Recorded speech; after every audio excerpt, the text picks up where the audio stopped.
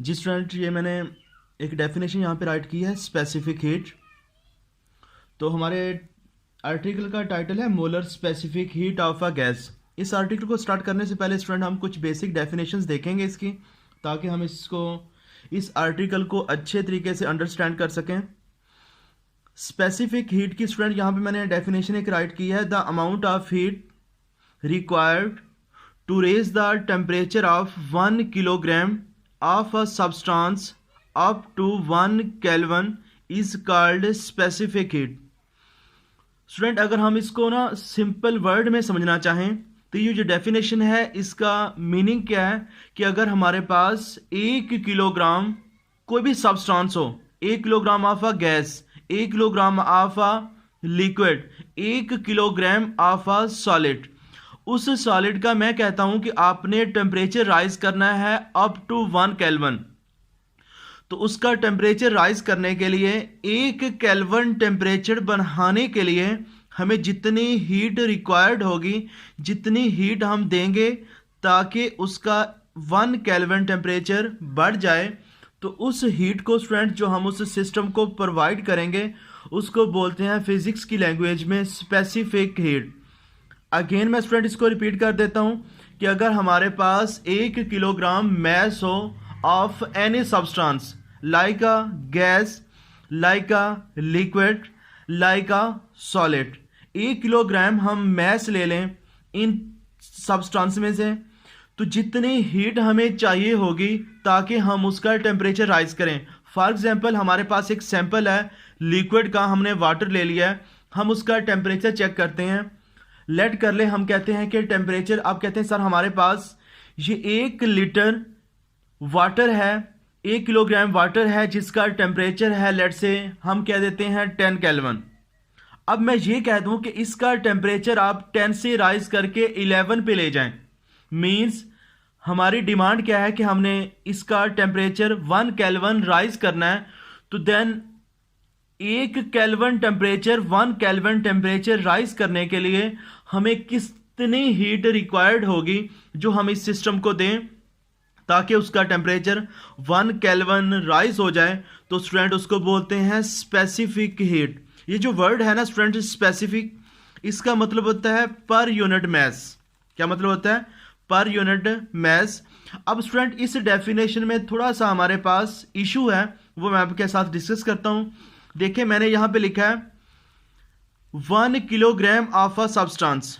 अब जरा देखिएगा, अगर 1 किलोग्राम, अब क्वेश्चन ये है कि सर किसका 1 किलोग्राम लेना है, गैस का, लिक्विड का या सॉलिड का। अगर स्टूडेंट हम 1 किलोग्राम गैस ले लें, 1 किलोग्राम सॉलिड ले लें और 1 किलोग्राम हमारे पास लिक्विड हो, अगर 1 किलोग्राम हमारे पास गैस होगा उसमें नंबर ऑफ मॉलिक्यूल्स कम होंगे। और इसी तरह से स्टूडेंट हम ले लेते हैं लिक्विड, अगर 1 किलोग्राम हमारे पास लिक्विड होगा तो उसमें नंबर ऑफ मॉलिक्यूल्स ज्यादा होंगे। अगर 1 किलोग्राम हम सॉलिड ले लेते हैं तो उसमें नंबर ऑफ मॉलिक्यूल्स उससे ज्यादा होंगे। इट मींस कि अगर हमारे पास 3 सैंपल है, एक है 1 किलोग्राम ऑफ लिक्विड, एक है 1 kilogram of gas, 1 kilogram of solid, it means कि इन तीनों सैंपल की अगर हमने स्पेसिफिक हीट बढ़ानी है, अगर उनका टेम्परेचर हमने राइज करना है तो हमें different amount of heat required होगी। इट मींस ये डेफिनेशन गैस के लिए और होनी चाहिए, लिक्विड के लिए और होनी चाहिए ये डेफिनेशन, और सॉलिड के लिए और होनी चाहिए, क्योंकि जब 1 किलोग्राम तीनों का डिफरेंट है, इट मींस के different amount of heat required to raise the temperature of 1 kilogram of any substance. तो स्टूडेंट इस डेफिनेशन को थोड़ा जर्नल करने के लिए, क्योंकि ताकि अब एक बड़ी क्वांटिटी हम किलोग्राम डिस्कस कर रहे हैं ना स्टूडेंट, किलोग्राम एक लार्ज क्वांटिटी है हमारे पास, इसमें लार्जर नंबर ऑफ मॉलिक्यूल्स होंगे। तो इस इशू को रिजॉल्व करने के लिए हम थोड़ा सा इसको चेंज करते हैं। अगर स्पेसिफिक हीट की बजाय हम वर्ड यूज कर लें मोलर स्पेसिफिक हीट, तो स्टूडेंट ये जो इशू आ रहा था कि 1 किलोग्राम ऑफ गैस या 1 किलोग्राम ऑफ लिक्विड या 1 किलोग्राम ऑफ सॉलिड, उसमें नंबर ऑफ मॉलिक्यूल्स डिफरेंट है, तो ये इशू रिजॉल्व हो जाएगा। हम स्मॉलर और एक यूनिक क्वांटिटी पे आ जाएंगे जिसको हम नाम दे रहे हैं किस चीज़ का नेम देंगे स्टूडेंट? मोलर स्पेसिफिक हीट, क्योंकि मोलर स्पेसिफिक हीट के जब स्टूडेंट हम मोल लेंगे, चाहे मोल गैस का हो, चाहे मोल हो लिक्विड का, चाहे हम 1 मोल ले लें सॉलिड का, जब 1 mole of gas, 1 mole of a liquid and 1 mole of a solid, student in तीनों का सेम मीनिंग है। तो हम इसको थोड़ा सा जर्नलाइज करते हैं अपनी डेफिनेशन को, स्पेसिफिक हीट की बजाय हम इसको डिस्कस करते हैं मोलर स्पेसिफिक हीट। क्यों मोलर स्पेसिफिक हीट से स्टूडेंट, मोलर स्पेसिफिक हीट में हम क्यों जंप कर रहे हैं, उसकी मैंने आपको रीज़न दी है। तो इसी के अकॉर्डिंग तो कोशिश करेंगे कि आप इसको अंडरस्टैंड कर लें। अब हम आ रहे हैं मोलर स्पेसिफिक हीट पे। जिस स्टूडेंट मैंने एक नई डेफिनेशन यहाँ पे राइट की है, मोलर स्पेसिफिक हीट क्यों राइट किया ये मैं आपको पहले भी इसकी रीज़न प्रोवाइड कर चुका हूँ। क्योंकि जब हम किलोग्राम की बात करते हैं तो 1 kilogram of any substance containing different number of molecules and atoms. So अगर उनके पास different number of molecules and atom होंगे, इट मीन्स कि स्टूडेंट हमें उनका उनकी टेम्परेचर राइज करने के लिए हमें different amount of energy required होगी। तो इस डेफिनेशन को थोड़ा जर्नल करने के लिए हमने लिखी डेफिनेशन इन एक molar specific heat, the amount of heat required to rise the temperature of 1 mole of any substance up to 1 kelvin is called molar specific heat. अब स्टूडेंट स्पेसिफिक हीट की बजाय हमने वर्ड एक ऐड कर दिया है मोलर स्पेसिफिक हीट। अब student molar specific heat हमारे पास 2 टाइप्स की होती हैं, molar specific heat at a constant volume, molar specific heat at a constant pressure. अब स्टूडेंट ये जो मैंने डेफिनेशन यहाँ पे राइट की है मोलर स्पेसिफिक हीट, ये मैं आपको थोड़ा सा इसके बारे में बताता चलूँ, क्योंकि हमने चैप्टर नंबर 11 के स्टार्ट में ये चीज़ें सीख चुके हैं कि जब किसी चीज़ को हीट देते हैं तो उसका प्रेशर भी चेंज होता है, उसका वॉल्यूम भी चेंज होता है, उसकी इंटरनल एनर्जी भी चेंज होती है, उस सिस्टम का टेम्परेचर भी इंक्रीज होता है, क्योंकि हम उसको क्या दे रहे हैं, हीट प्रोवाइड कर रहे हैं। अब स्टूडेंट अगर देखा जाए, मैंने कहा है कि ये डेफिनेशन जर्नल है for a liquid, for a gases and for a solid. It means कि जब हम टेम्परेचर देंगे सॉलिड को तो उसका तो इतना वॉल्यूम राइज नहीं होता। मीन्स अब ये नहीं कहना कि राइज बिल्कुल नहीं होता, टेम्परेचर देने से सॉलिड का वॉल्यूम बढ़ता है लेकिन स्लाइटली सा इंक्रीज होता है, इग्नोरेबल होता है। लेकिन अगर इसका कंपैरिजन किया जाए लिक्विड के साथ, तो लिक्विड का जब हम लिक्विड्स को देते हैं हीट तो उनका वॉल्यूम बढ़ता है as compared to the volume of solid. अगर इसी का कंपैरिजन स्टूडेंट हम गैस के साथ करें तो गैसेस जो होती हैं इनका वॉल्यूम सबसे ज़्यादा इंक्रीज होता है। मीन्स जब हम हीट देंगे तो जो वॉल्यूम होगा हमारे पास गैसेस का, इट मीन्स जब हम हीट देंगे हमारे पास एक सैंपल है गैस का, एक सैंपल है लिक्विड का, एक सैंपल है स्टूडेंट हमारे पास सॉलिड का।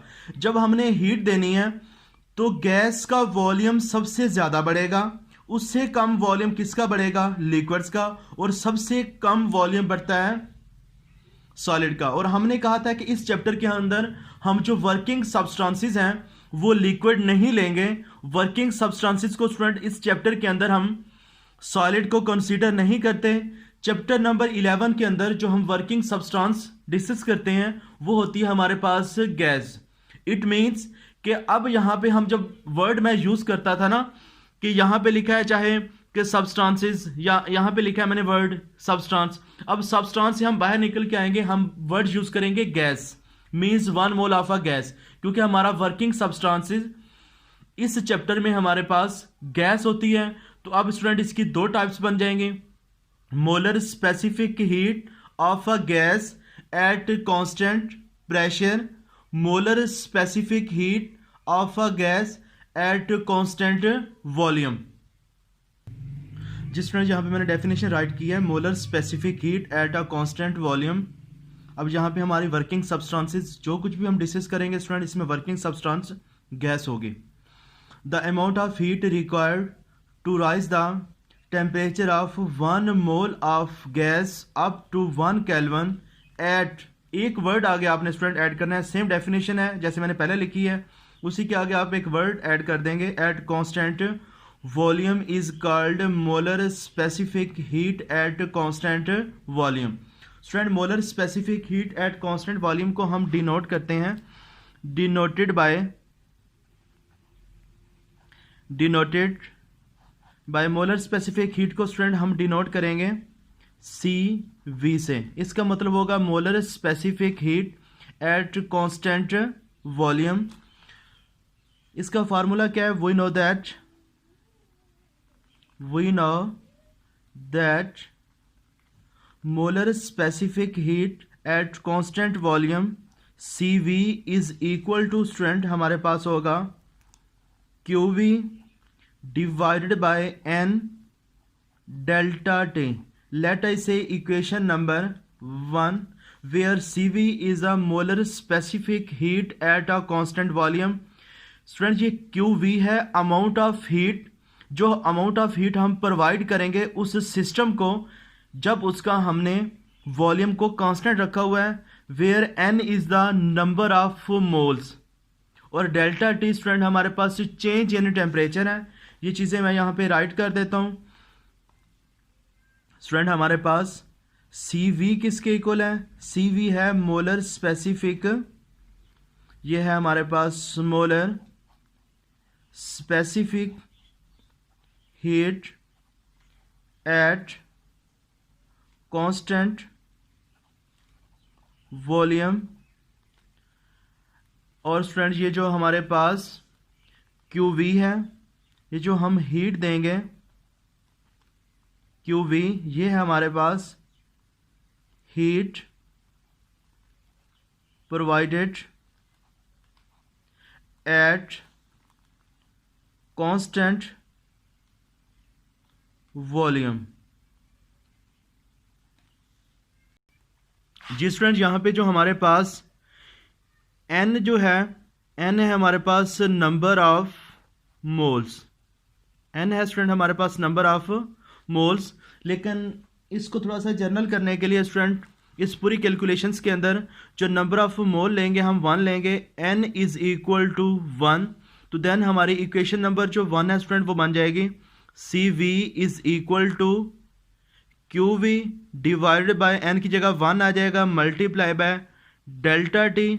इसी इक्वेशन को थोड़ा सा हम लिखें तो ये रीअरेंज कर देते हैं, तो ये हमारे पास बन जाएगा QV divided by delta T।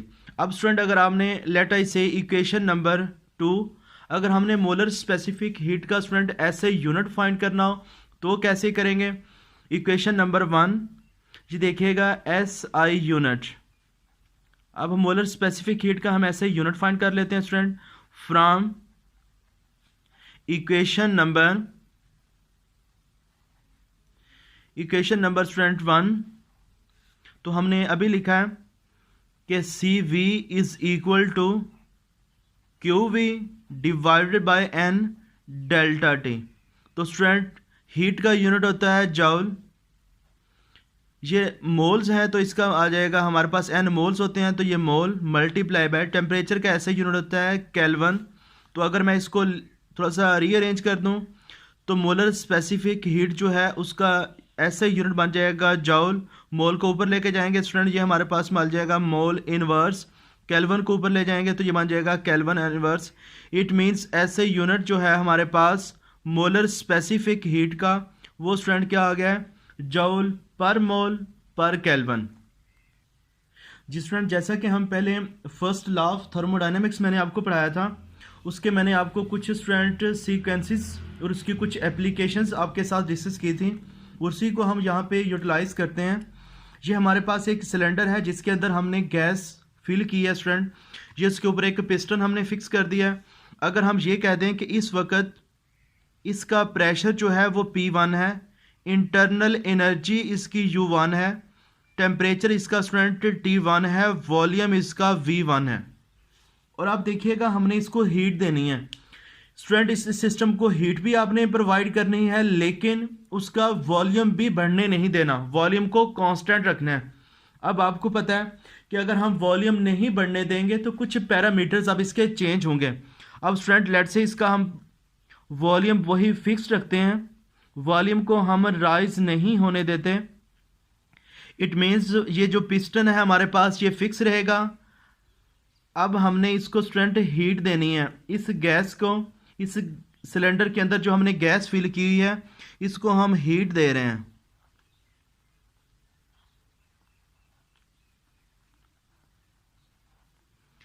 ये स्टूडेंट अगर इसका वॉल्यूम कांस्टेंट है, इट मीन्स जो हम हीट इसको प्रोवाइड करेंगे उसको हम लिखेंगे QV, means amount of heat provided at constant volume.